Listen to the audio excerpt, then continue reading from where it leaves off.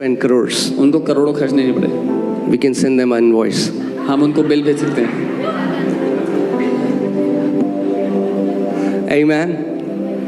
That is how much power and authority Jesus Christ has given to his church. ये है जो अधिकार यीशु मसीह ने अपनी कलीसिया को दिया. And he's waiting for the sons of God to rise up.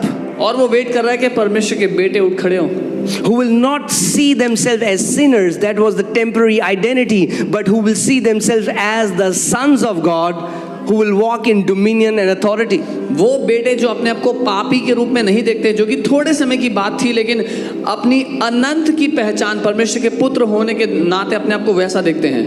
Psalm 110 verses 1 and 2. But the Lord said to my Lord, sit at my right hand till I make your enemies your footstool. मेरे प्रभु से यहोवा की वाणी यह है कि तू मेरे दाहिने हाथ बैठ जब तक कि तेरे शत्रुओं को मैं तेरे चरणों की चौकी ना कर दूं. The Lord shall send the rod of your strength out of Zion, rule in the midst of your तेरे enemies. पराक्रम का राजदंड यहोवा सिय्योन से बढ़ाएगा, तू अपने शत्रुओं के बीच में शासन कर. We all will have to learn to rule. हम सबको सीखना पड़ेगा शासन करना. Your husband cannot rule for you. आपका पति आपकी जगह पर Your wife cannot rule for you. आपकी पत्नी आपकी जगह पे It's a dominion mandate we all have to learn. ये शासन करने का अधिकार है, हम सबको दिया गया, सबको सीखना है. And you know how God rules? He rules through his tongue. आप जानते हैं परमेश्वर कैसे राज्य करता है? अपने बेटे के द्वारा. No, through his mouth. अपने मुंह के द्वारा. And how will you rule? और आप कैसे राज्य करेंगे? Through your mouth. अपने मुंह के द्वारा. The word of God in your mouth. परमेश्वर का वचन जब The Spirit of God upon you and the word of God in your mouth coming out like a double-edged sword. परमेश्वर का आत्मा जब आपके ऊपर और परमेश्वर का वचन आपके मुंह में है, वो दो धारी तलवार की तरह बाहर आएगा. Amen. Ephesians 1:22-23. इफिसियों 1:22 और 23. And he put all things under his feet और उसने सब चीजें उसके पांव के तले कर दी. and gave him to be head over all things to the church. और सब बातों पर शिरोमणि ठहराकर कलीसिया को दे दिया. What happened? क्या हुआ? He didn't keep it to himself. अपने आप तक नहीं रखा. Every dominion, every authority that he received, he gave it to the church, सारा शासन अधिकार जो उसको मिला उसने चर्च को दे दिया. which is his body, जो कि उसकी देह है, the fullness of him उसकी परिपूर्णता, who fills all in all. जो सब कुछ पूर्ण करती है. Amen. आमीन.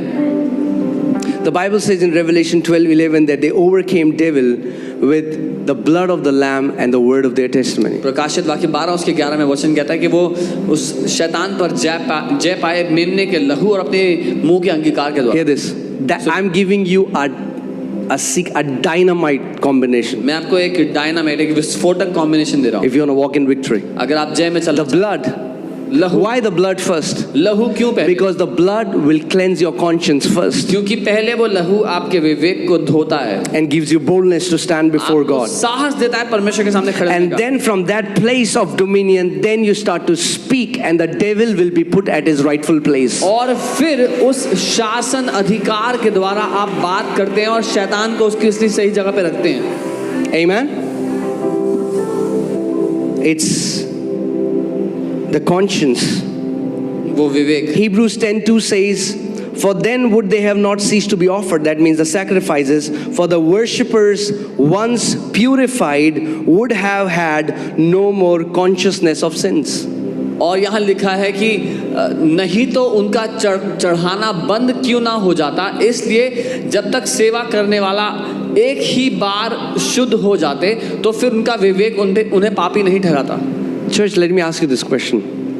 When you enter God's presence, मैं एक सवाल करता हूँ, जब आप परमेश्वर की उपस्थिति में आते हो, whenever you go, you pray in your room, what is the first thing you get conscious of, your sins or His love? जब आप प्रार्थना करते हो अपने कमरे में, तो पहली बात क्या है जो आप जिसके लिए संवेदनशील होते हैं, उसके प्रेम के लिए, अपने पाप? If the first thing your conscience tells you about your sin, then that means you have to constantly meditate on the scriptures that talk about the blood of Jesus that has forgiven your sins अगर away. पहली बात आपके मन में आपका विवेक आपको पाप याद दिलाता है, तो इसका ये मतलब है कि आपको उन वचनों पर मनन करना है जो उसके लहू के बारे में बात करते हैं. When you are in God's presence, जब आप उसकी उपस्थिति में हो, what is the greatest thing that you're conscious of? सबसे बड़ी बात क्या है जिस पर आपका ध्यान है?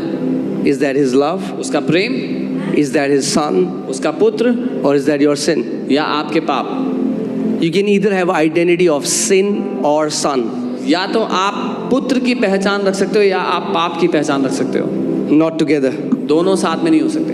Amen. Hebrews 9:9.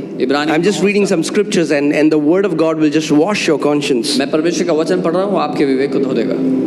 It says it was symbolic for the present time in which both gifts and sacrifices are offered, which cannot make him who performed the service perfect in regard to the conscience.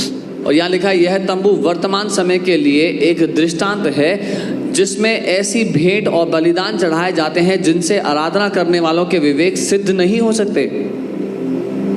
So he's giving a contrast that in the old covenant your conscience can never be made perfect. वो एक तुलना दे रहा है कि पुरानी वाचा में आपका विवेक कभी भी शुद्ध नहीं हो सकता। But in the new covenant, लेकिन नई because वाचा of the blood of Jesus, यीशु के your लहू के कारण conscience has been perfected. आपका विवेक शुद्ध कर दिया, सिद्ध कर दिया गया।